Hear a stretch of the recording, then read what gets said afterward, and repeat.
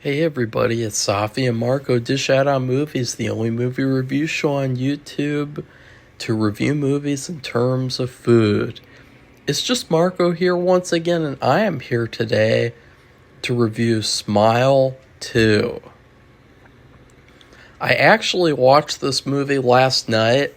I stayed up really late to watch it, which was probably an interesting idea because, I always have like weird and vivid dreams.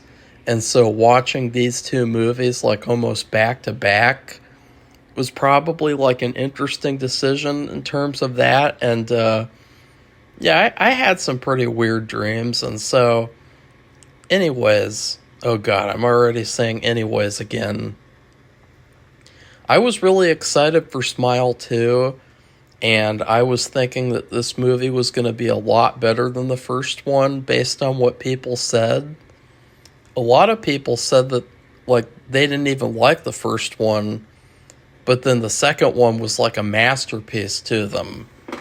And I was really curious about that because a lot of the times nowadays, they make bad movies, bad horror movies, but even more so, they make bad sequels. And they always have the same problems, and it seems like they don't really learn any lessons from people like me doing reviews and saying, oh, that was crap, and but oh, that was good. Like, they don't really learn anything from the criticism. Like, they repeat the same mistakes over and over again.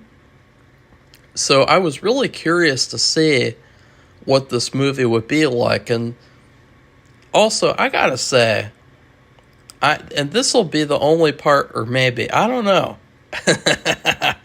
This this was another reason why I was really excited to watch the movie. I was really excited because of Naomi Scott. I don't think I've ever seen her in a movie before. I'm gonna click her on Letterboxd. No, I have never seen a single movie that she has been in. I was going to watch the shitty feminazi Charlie's Angels to make fun of it, but then I thought, no, I don't want to. So, that's just one of the fun things you can do as a YouTuber. Is like, nope, I don't want to. No thanks. But when I saw all the pictures, and maybe I look at Twitter too much. I gotta say, like, maybe I'm on that site a little bit more often than I should be. And I don't know why. I'm probably gonna restrict myself from doing that, especially since I have so much other stuff to do. But before I watched a lot of the, like, more popular movies this year, I always saw all the posts about it on Twitter. I always saw, like, all the people, like, going, like, oh my god, this movie's the greatest thing, posting all the pictures from the movie, spoiling the movie, posting video clips spoiling the movie. For Smile 2, I just saw a ton of pictures and GIFs and videos of Naomi Scott in this movie. And I gotta say, Sky Riley is probably one of the most sexiest movie characters I've ever seen. And that was one of the biggest reasons why I was excited to watch this movie, is because this character that they created, this is like insanely just a perfect character. And I heard even that her hairstyle was modeled after that shitty Charlie's Angels, which I think, as I've said before, even with a bad movie, something good can come out of it. And that's what came out of that bad movie, is this extremely sexy queen, Sky Riley. Even her name is sexy, Sky Riley, because it rhymes And because I don't know, I mean this character, she is a legend. Every single, and this was kind of hard for me. I get a pun not intended. This was kind of hard for me to watch the movie because the whole movie, you're just in awe. You're just in complete awe of this sexy character. In the substance it's different because Margaret Qualley, who played that character, you always know what she's going to be like in a movie. She's going to be the annoying, bratty, weird character who has a lot of temper tantrums and shit and is really unlikable. So even though she didn't really talk in that movie very much, you know exactly what she was like.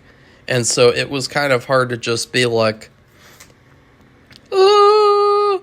But then with this character, there's something about her. And every single minute of this movie, I was fixated on this character. I was fixated on those costumes that she wore. And I'm not trying to say any of this stuff in a creepy way. I'm just saying this stuff in like a general, like, I had a I had a lot of fun watching this movie type of way. Like, I, on a scale of 1 to Alfredo, I am a 1. Okay? Like, it's just that you never see characters in movies that are this sexy anymore. They really did a good job getting Naomi Scott to be in this movie. I am thankful. That's one of the things. I was eating Thanksgiving dinner with my cat in my room while I was watching Smile 2, and I was telling him, I am thankful that I got to behold Naomi Scott as Sky Riley. I am sure that if she were a real person, like I know that Naomi Scott is real, or at least I hope she's not a clone or something. But you never know nowadays in Hollywood and politics and everything. But if she was a real person, every single guy on the face of the earth would be reaching puberty thanks to her. Every single one. I saw this video when I was in 5th grade, and the video was like, what is a wet dream? This is a really shitty video. I don't know why they make these shitty videos. It was like a puberty video and shit for boys only. I guess girls don't need to know about wet dreams or anything else like that. They just need to know about themselves and vice versa. Like, I always thought that was kind of queer. It's like, we should both be knowledgeable about each other in puberty. We shouldn't be like in the dark about what's going on with women, and women shouldn't be in the dark about what's going on with men. Like, we should both know what each other is going through, so that we can be empathetic with each other over what's going on. But oh my God, that is a sidetrack for sure. But I mean, it's true, 100% true. But this character, the power that she has without even speaking. She's got her little sunglasses. She drinks all that water. I mean, how rare is it to see a woman drinking water nowadays? Just think about it. Like, I have been, there is one that I can think of. Other than that, it's coffee, coffee, coffee, coffee, coffee. There is only one recent actress who would drink a lot of water.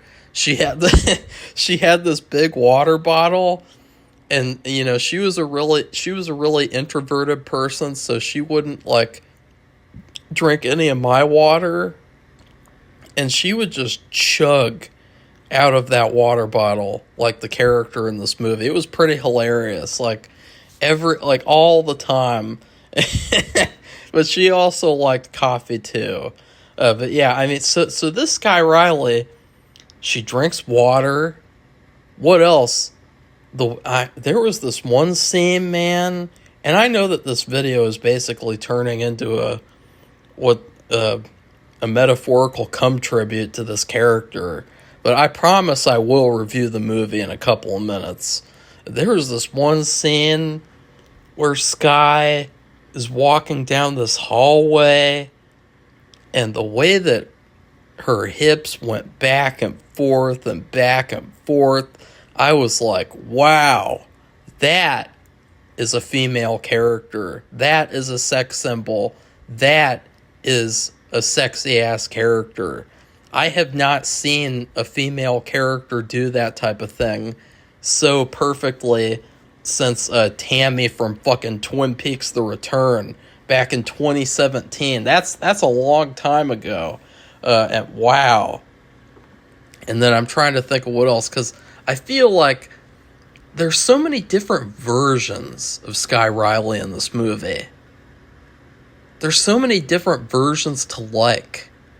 There's pre-movie Sky, the one that gets in the car wreck.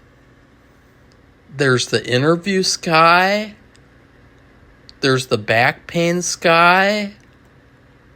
There's the kind of discreet undercover Sky who goes to the drug dealer guy from high school that she just so happens to know, Sky. There's the red suit Sky. There's the see-through suit Sky. There's so many different Skies in this movie, and I love every single one of them. So I just gotta say that, like, this is the first time I've seen Naomi Scott. I can guarantee you I'm gonna be seeing Naomi Scott a lot more for the years that I have left, which is about like 80 years. So I'm really excited to spend the next 80 years seeing Naomi Scott in movies. And, yeah. So that's what I gotta say. I mean, I'm just... Also, I had something really strange happen. So, yeah. Let me see here. Now, I'm not really sure the meaning of this picture, but back in 2022, and I know that this is another sidetrack, but I like to take my time when I do reviews because I want to really like get into the movie and go through every single thing that was on my mind. But I discovered something really strange last night, and I feel like it is warrant for discussion. So, back in 2022,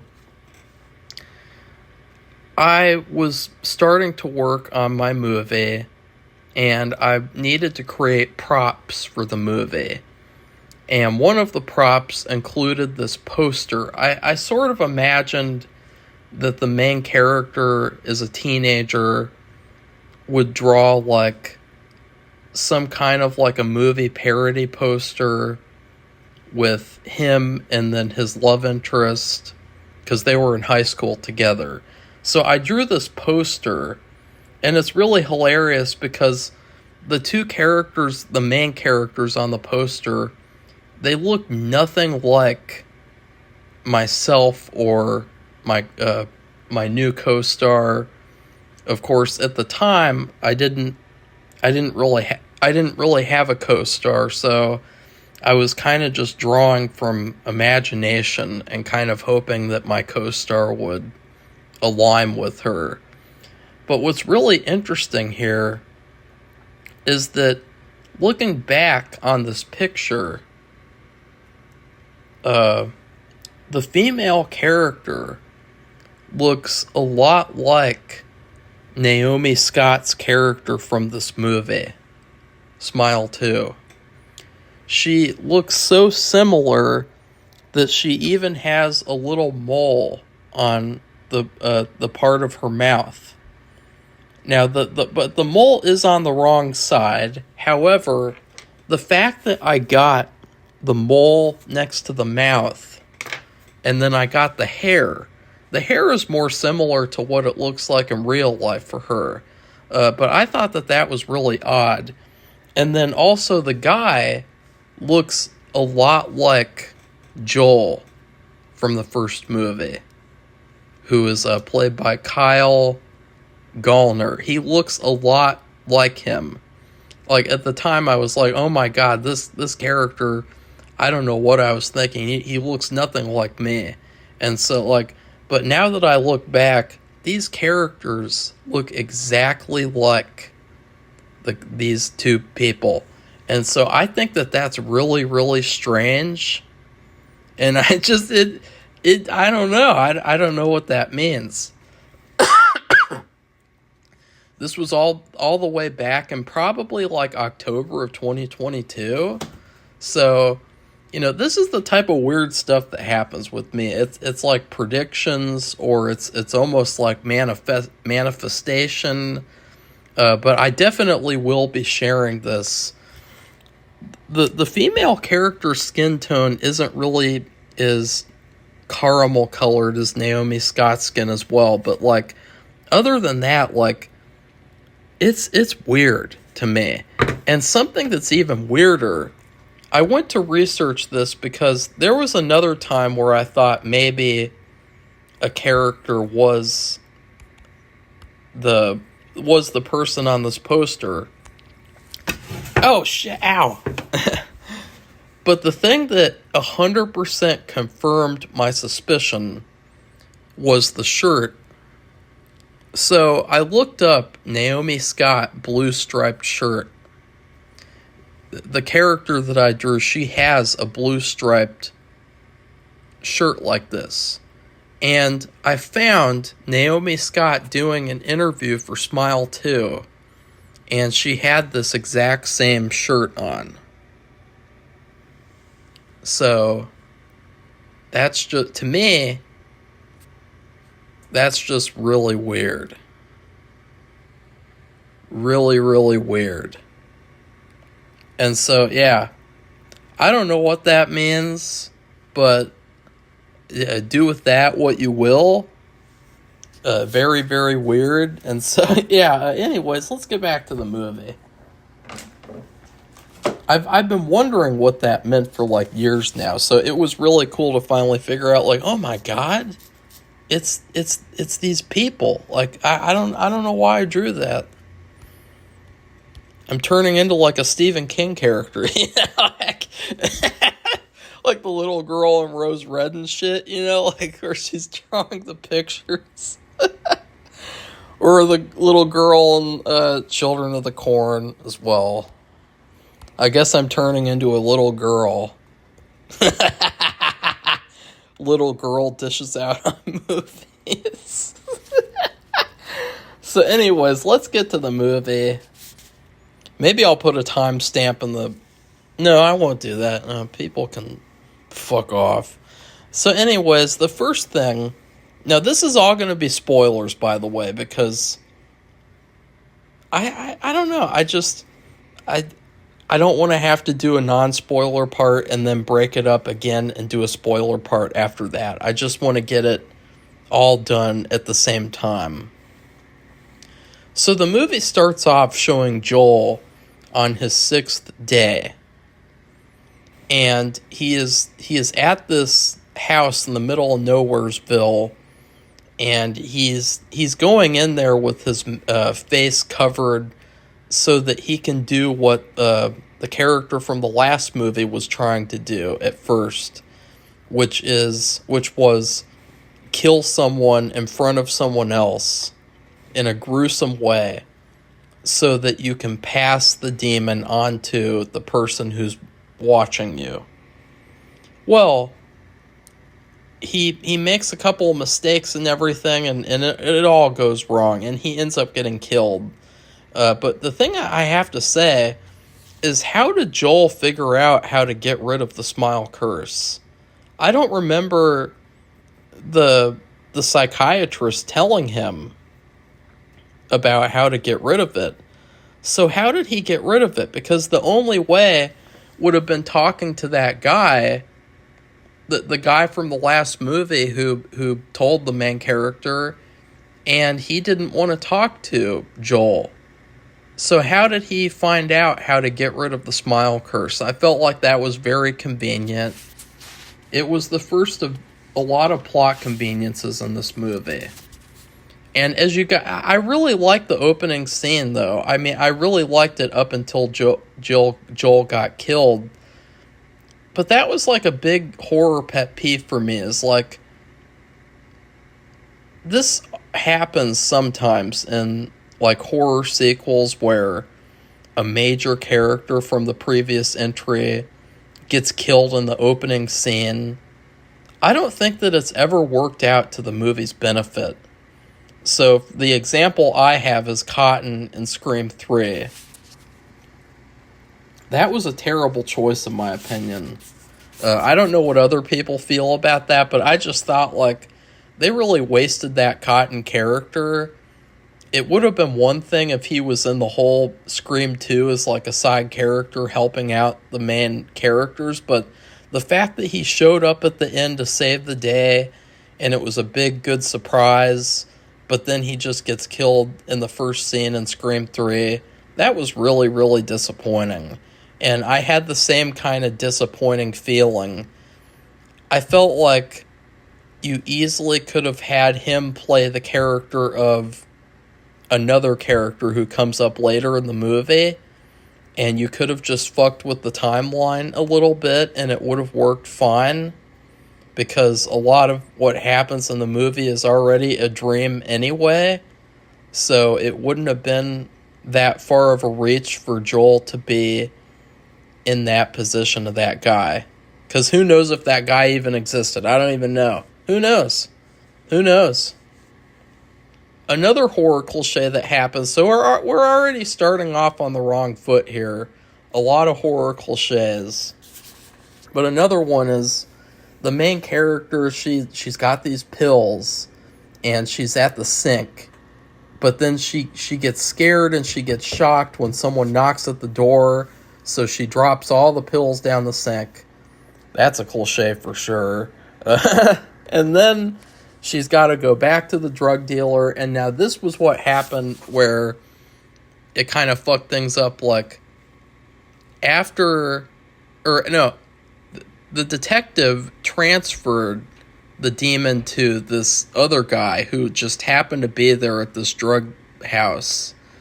He didn't even know there was a third person there, so he almost thought he was screwed, but then it transferred to that other guy, that poor other guy, Lewis, and but then Joel got killed anyway in a car crash, which I felt like was, again, I didn't like that part.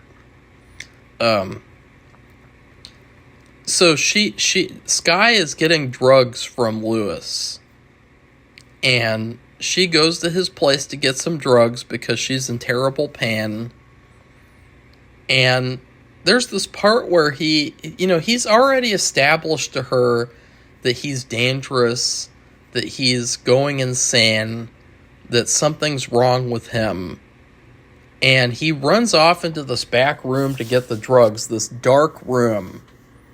And what does this idiot woman, Skye, start doing? She does the typical horror movie cliche thing, which is she starts walking towards the dark room.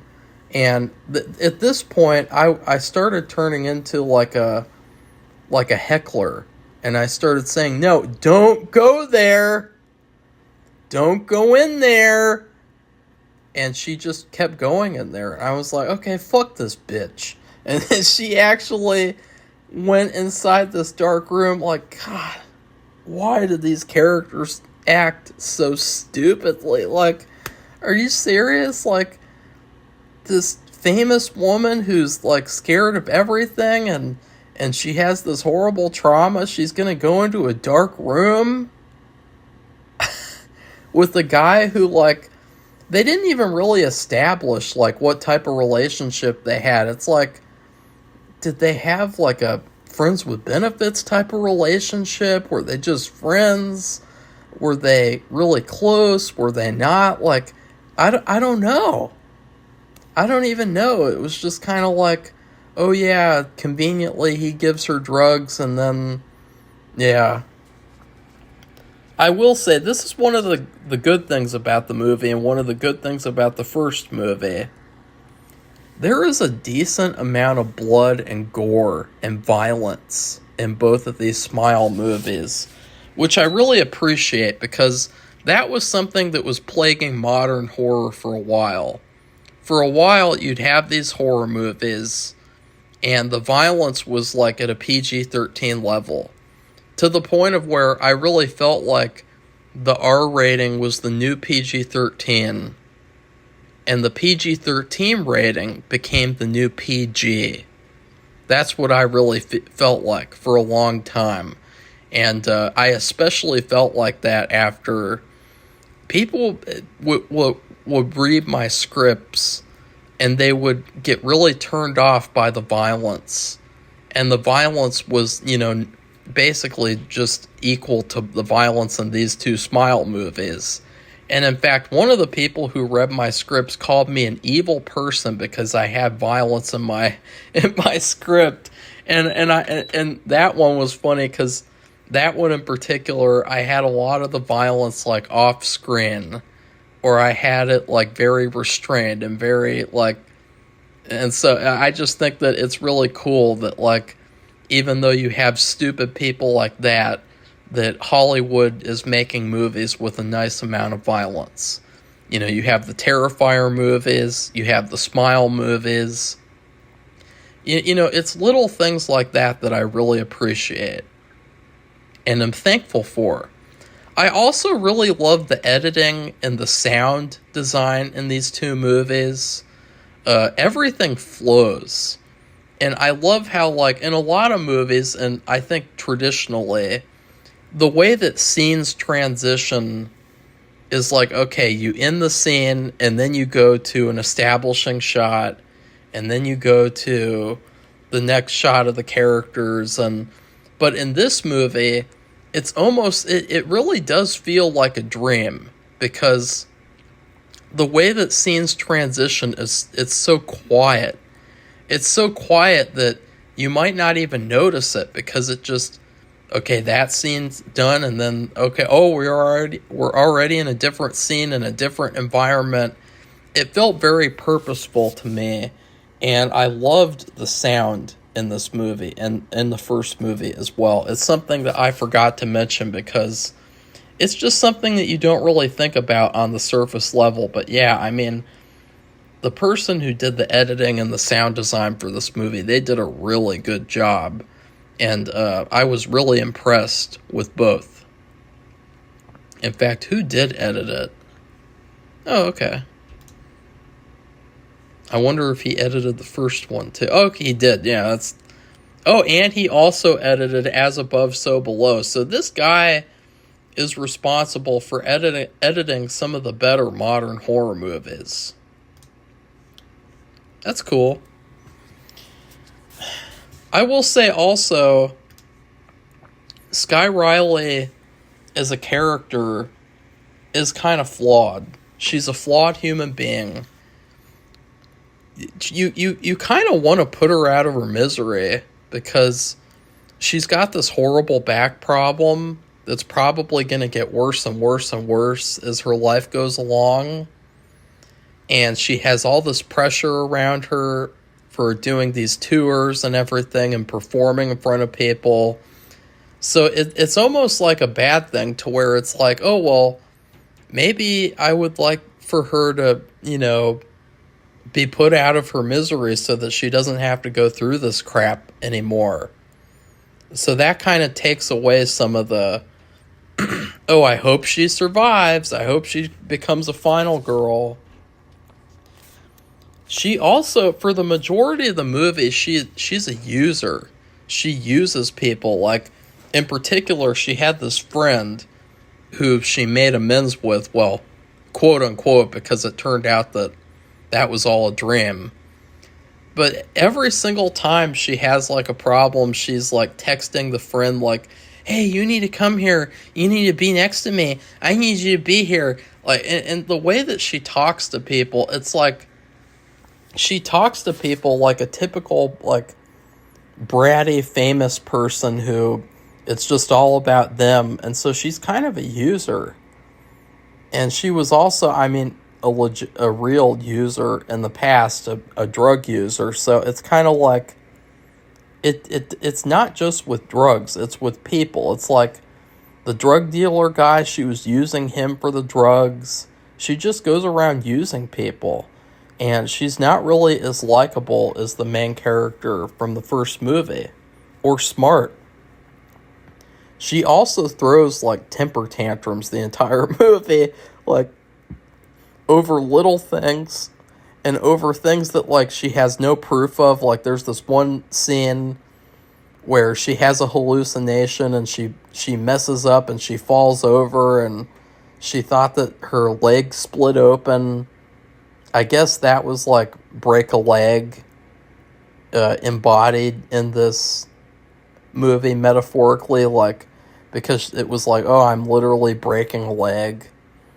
And then she got up and she started having a temper tantrum to all the other people who were the dancers for her music number. And they were doing this rehearsal and she's like, "One of you knocked me over. Which one of you was it? Yeah!" You know, like that was her the entire movie. So I was like, you know, this smile demon, it better be ready for this girl. This girl, she's small, but she's gonna get her way with you, smile demon. She's gonna go like, "You get the fuck out of my life, you fucking smile demon! You're gonna fucking die!" You know, I thought like she's got to do that at some point, like, and I was waiting for that moment, and I gotta say, I really think that moment was missing from this movie. It was in the first movie with the main character. You know, she when she finally confronts the demon and gets over what happened with her mother. And I was surprised that never happened with this character because she's really good at throwing temper tantrums. And she's also less smart, I think, than the main character from the first movie. The main character from the first movie was stupid, but Sky Riley is dumb and stupid until a certain point. Now, I also want to talk about the water bottle thing. There's this thing that happens in the movie where, like, she keeps on drinking Voss water bottles the entire movie, which was, like, a big product placement thing, which, I gotta be honest, good for them. Very smart to do that. However, the whole thing with her chugging the water was really, really, really, really fake and phony. I still have really bad anxiety, and even at my worst, I would do the water bottle thing. In fact, I'm glad that the movie showed that because that's very accurate. Like, I carry my water bottle everywhere, so you know, like it's 100% true, that type of thing. And so, but when I drink my water, it's like I only sip it and I only drink like a little bit because the water bottle and the water is like a shield. And you feel like when you're anxious, you feel like if you're drinking as little as water as possible, that the water is protecting you from something bad happening. But then in this movie, it's like, oh, well, something bad's happening, chug an entire bottle of water. That's what she does in the movie. And I think that that's BS. That's not what you do. the most accurate part of the movie in terms of that is her first scene where she's in the car and she's listening to her music, which was kind of hilarious, and listening to her own music, and she's sipping the water and she's holding it right in front of her like it's a shield. That was, to me, the most accurate thing that would have happened. So that's what she should have done more of in the movie. Because, I mean, she chugged that shit, too. And that's another thing. That was also, a thirst-inducing thing that she did in the movie. Pun intended. There's a lot of... I think another thing that's different from the first movie is that there's a lot of moments in this movie that are supposed to be serious and dark, but they come off as unintentionally funny. There's even certain moments that characters in the movie are calling funny, and then a lot of the stuff that happens in the last act is really funny, especially because after you figure out it's all a dream, you can go back and watch this stuff and just laugh at it, because it's like, okay, none of this is happening. It's just a big dream sequence. It's just a big joke. I would say that this movie really reminded me of Nightmare on Elm Street 2.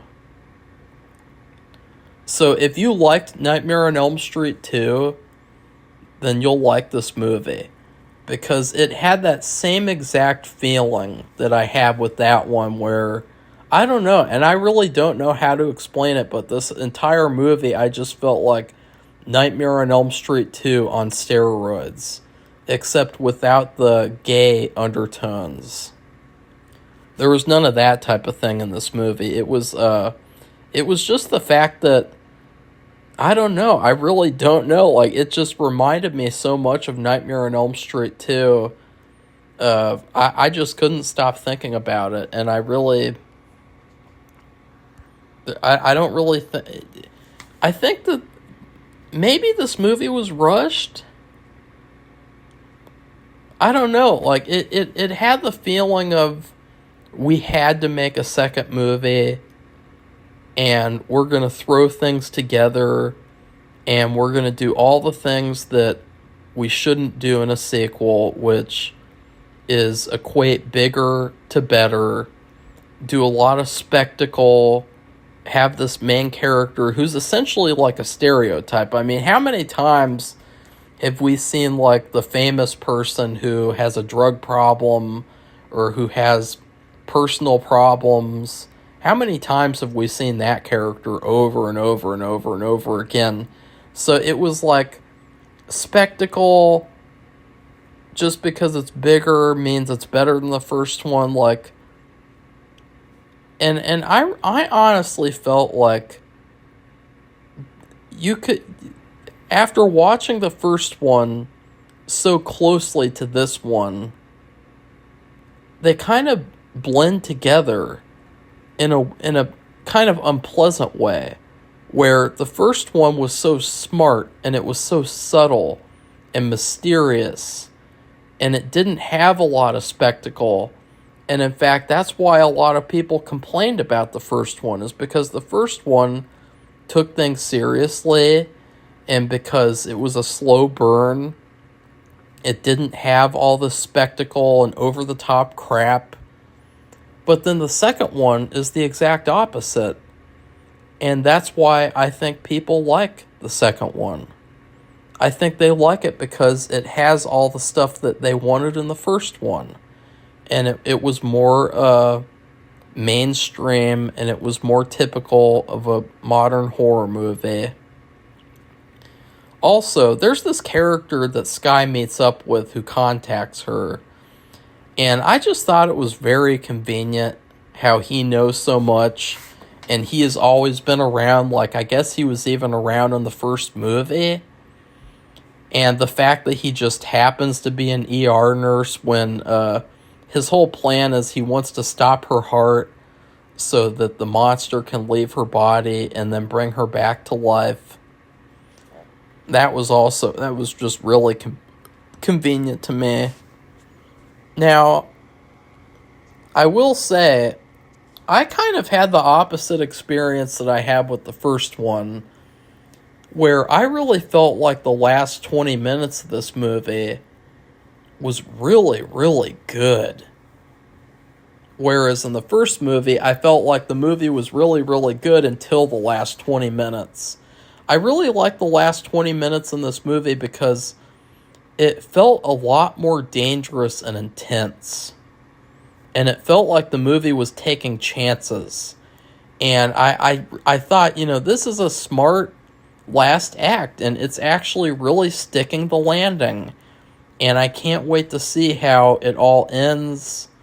But then, boom, there's this big twist, and the twist just completely wrecks the movie. Because they reveal that basically everything has been a dream for the last 40 minutes or an hour or so or something. I have no idea. I really don't know what happened and what didn't, in a bad way, where it's okay, so what happened and what didn't? I don't know. I really don't know. In my opinion, it was like they painted themselves into a corner, because she found an easy way, an actual way that I didn't even think about, to get rid of the smile demon, and they had to end it this way, or else she would have defeated it. So they wanted to have another Debbie Downer ending where the main character dies. And I think that's unfortunate. And I think that the series is going to end up getting really repetitive. If every single movie, it's okay, we're introducing this main character, and then they die. You know what I mean? That's going to get really old really quickly. I will also say, for all the crap that I've given Skye as a character, another thing that I liked about the last 20 minutes was that I actually started liking her, and I actually started feeling sorry for her, because by the last 20 minutes it felt like she's finally starting to take control. And it felt like she was finally starting to fight back. And so that's what I really liked about her by the end of the movie. But then, of course, all that is undone with their ending. As you guys can tell, I was not a fan of the ending. I thought that the ending was cool, though. I thought it was very cool conceptually. It was very impactful, but not very logical and not very good. So in terms of food, I would give this movie a New York strip steak with frozen French fries. There's a lot of people who say bigger is better, and there's a lot of people who, as I told you guys, I gave the first movie a frozen corn dog with frozen French fries. I bet there's a lot of people who would say that getting a New York strip steak would be better than a corn dog. But to that, I would say, New York strip steaks have a lot of fat in them, and to me, they're one of the least good cuts of steak. Ribeye is the best cut of steak, and frankly, I enjoy all the other cuts a lot better, for the most part, than New York strip. I never order a New York strip on purpose. And sometimes, too, they can be really tough and chewy. And I prefer having a corn dog, because a corn dog, you know what a corn dog is going to be like. And so it's a much more enjoyable experience. But then again, I would eat both of these meals, and I would say that I still really enjoyed this movie. And for all the criticism that I've given it, I think that this is one of the best horror movies of 2024. In fact, I think it might be the best horror movie of 2024. Let me check. Oh, nope, Abigail. Never mind. This is the second best horror movie of 2024, I will say. So I'm glad that I watched these two Smile movies. It was a very interesting Thanksgiving. I ended up doing the majority of the work, and so it was a really exhausting experience.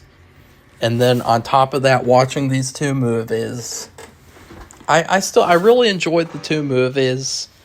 I'm very intrigued about these drawings that I did and about what they mean. And yeah. So anyways, please like this video and comment. Tell me what you thought of Smile 2. I kind of think it's like a flawed sequel, but I thought it was pretty good. I mean, it wasn't terrible. It wasn't bad. It had flaws, but I would still watch it over all the other horror movies that people claimed were masterpieces this year. And I'm sure you know the ones that I'm talking about. And also, please subscribe to our channel if you'd like to see more honest movie reviews. Goodbye, everybody. See you soon.